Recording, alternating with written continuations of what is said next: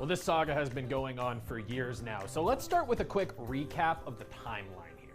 In 2018, voters approved a huge $500 million school bond that included $31 million to replace the decaying Joe Albi Stadium.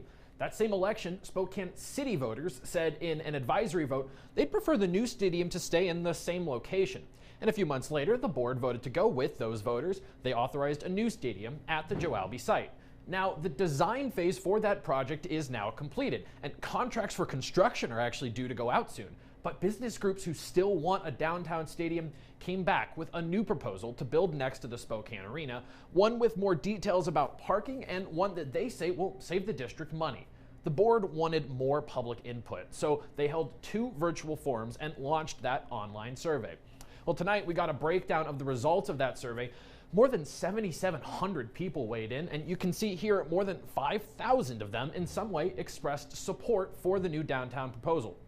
Now, that echoes what we saw in those virtual forums where nearly every speaker was pro-downtown. A lot of folks like the central location and feel like it'll be better for accessibility and for the economy. Still, there are plenty of people who want the project to remain in Northwest Spokane. Arguments for that included the results of that advisory vote, concerns about parking, and the effect the stadium could have on the nearby Spokane Civic Theater.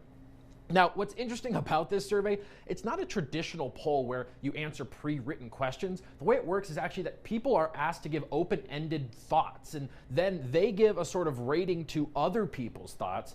The company that does this is called Thought Exchange, and tonight the CEO of that company explained how the software is designed to avoid bias and find common ground. He stressed that it helps identify nuances. Lots of people may generally be for the downtown stadium but have some concerns, or vice versa. Just because they said something positive doesn't mean that it's a slam dunk. You actually still have to listen and come up with a solution that's going to meet the needs of people and consider their concerns. So what's next? Well, we still have not heard any of the board members actually take a stance on this proposal, but they are scheduled to discuss it a week from now at next Wednesday's meeting. A vote may take place at that point, but it's not a sure thing. Regardless, it will be our first look into which way board members are leaning. Time is ticking, though. Again, those contracts for the Albi project were supposed to start going out right about now. Casey Decker, KREM 2 News.